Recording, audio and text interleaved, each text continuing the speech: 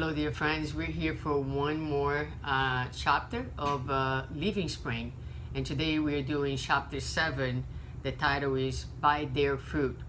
To follow the study, it would be good if you have the Gospel According to Spiritism with you, and also I'll be introducing you to a new book today, which is the book Changing in Attitudes. This is actually a book that has been published a long time ago, but it's new in our studies.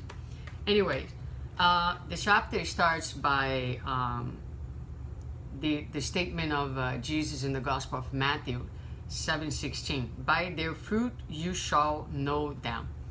And it starts by telling us that we're going to know them, right? We're going to know who people truly are by the fruit that they produce. But it's not the size, it's not the shape, the branches, the green roots, the dry foliage, the radiant look, and it goes on with a list of what constitute external appearances. So we don't get to know who someone is by the way they look, by the way they present, but truly by the essence of what they're doing, by the essence of what they are producing.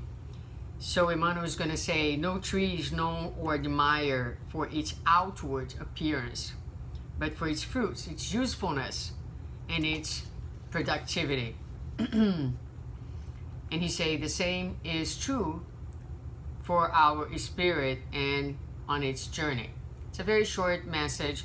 He ends by saying, nobody who is truly committed to the truth will testify on our behalf by what we seem to be, by the superficiality of our life, by the epidermis of our attitudes or individual expressions perceived en passant, but by the essence of our collaboration on the shared road of progress.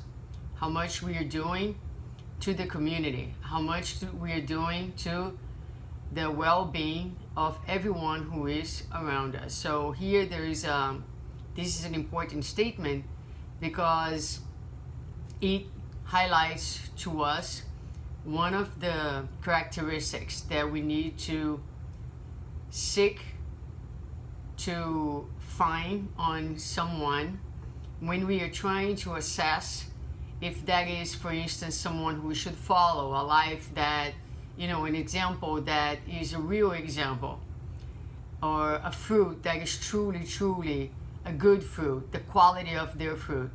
So it's not because someone is doing something really big that the quality of the fruit tells us is a good fruit. It's what is the intent? What is the feeling moving that person from within when he or she is doing that?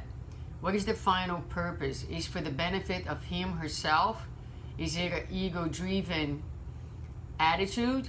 Or is it being done truly for the well-being of the majority of people, of the community that we are inserted, that we are serving? By their fruit you shall know them, said the Master. By our deeds we shall be known, we repeat. So again, the message here is about the quality. And it is interpreted in the Gospel According to Spiritism. As I said, there is a chapter 21, which is called There Will Be False Christs and False Prophets. And here, the spirits are going to tell us that there are false prophets, both incarnate and discarnate. So we should be careful about the messages that we receive from the spiritual world and look at the essence of the message and the guidelines that the spirits usually give us. In other words, one example, like, our mentors and benefactors, they usually don't tell us what to do because there would be an interference on our free will, on the exercise that we have of choosing what's best for us. They give us general messages of encouragement, general messages that can uplift our souls.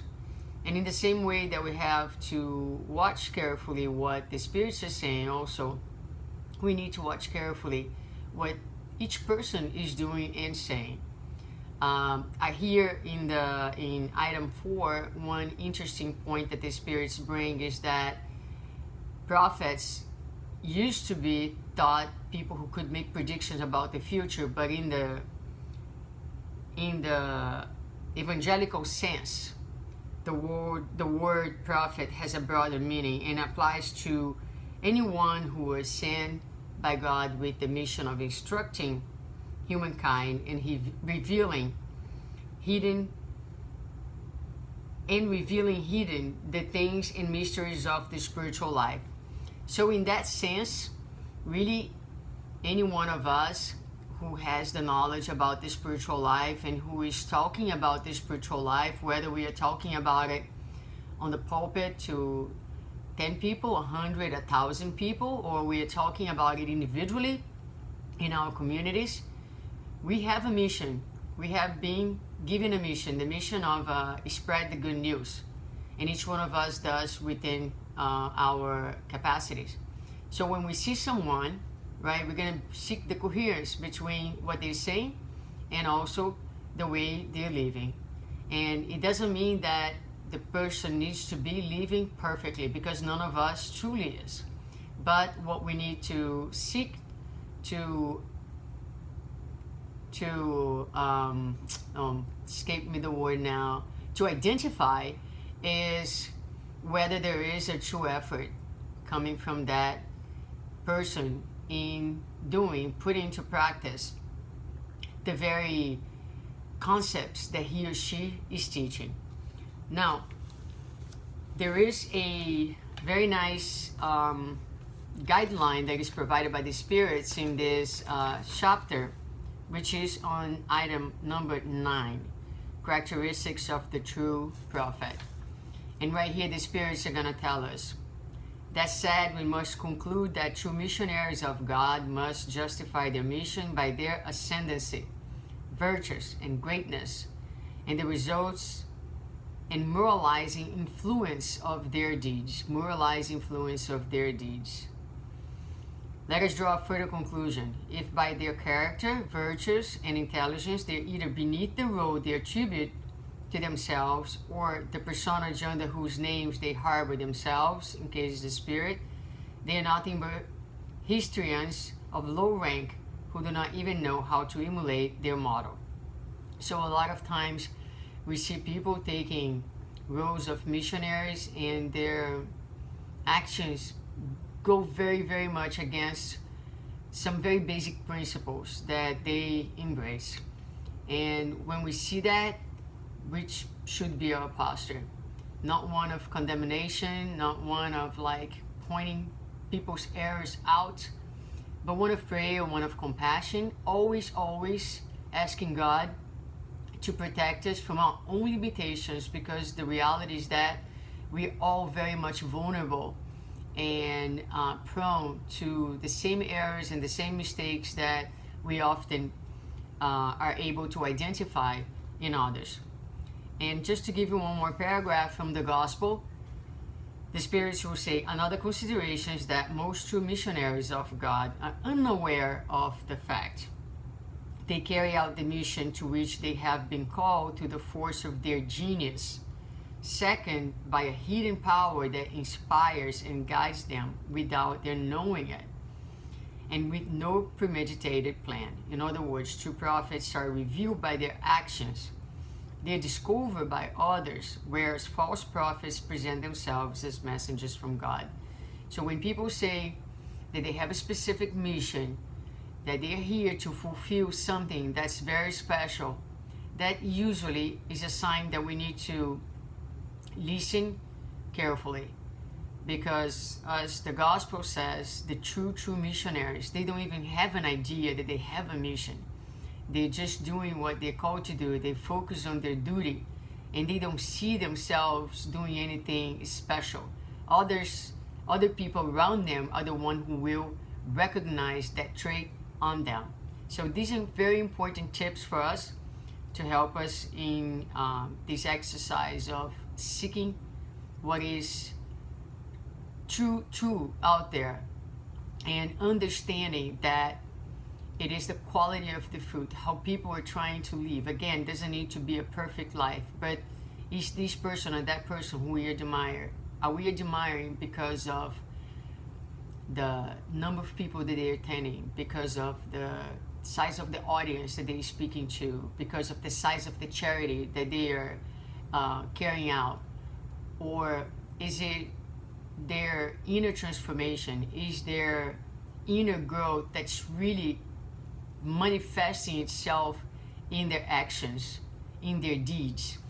And so that takes us to the book Changing Attitudes. And the chapter that we want to talk about is called Masks. And here, the Spirit Hamed, he talks about how we all wear masks. As we do not always trust the power of transformation inside us, we tend to run from our inner feeling using masks to hide from the external world.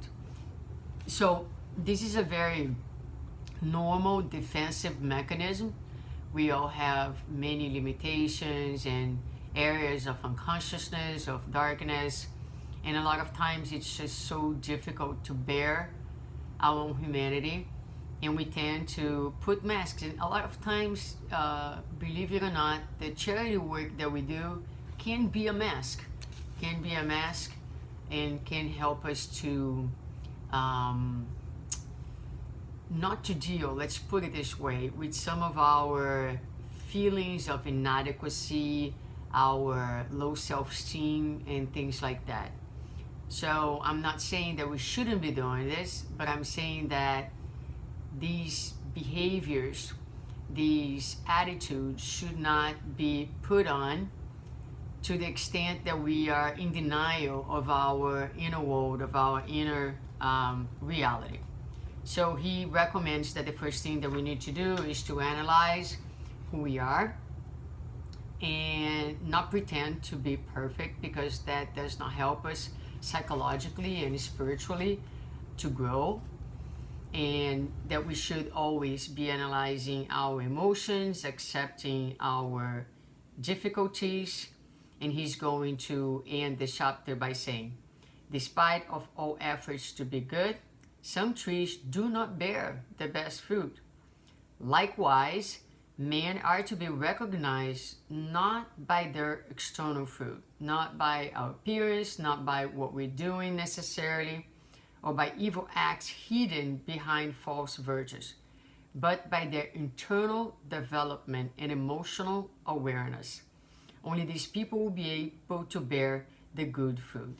So this is pretty fascinating because, for example, someone who makes a mistake and is able to become conscious of that mistake and is able to make that mistake into an opportunity for growth, who is able to ask for forgiveness, who is able to forgive himself or herself, that movement in itself is a great fruit, is one that can inspire others. It wasn't perfect from the very beginning, but it's a reflection of what we are being invited to do. So again, whether we are looking at others or whether we are looking at ourselves, what we should be doing is asking ourselves, what kind of fruit are we generating each day? Who are we serving in everything that we do? Are we serving to ourselves or are we serving to God? Are we serving to our ego or are we serving to our immortal being? And that's not an easy distinction to do. It takes a lot of work, it takes meditation, it takes courage to really look at our feelings. And a lot of times what we realize is that, yes, there is a lot that we do that's serving our own ego, our own vulnerabilities, and that's just the beginning. What we are invited to do is to be always awake in this journey, always willing to look at ourselves and look at others. And again, seek to follow the people who are truly not being so amazing in the eyes of the world, but sometimes they're unknown. They don't get the publicity. They're not in the social medias, but they are doing their inner work and making a difference in life and changing lives. And that, my dear, can be also you. So this is our meditation for today. Chapter 7, by their fruit. I hope you have enjoyed. I'll see you for chapter 8.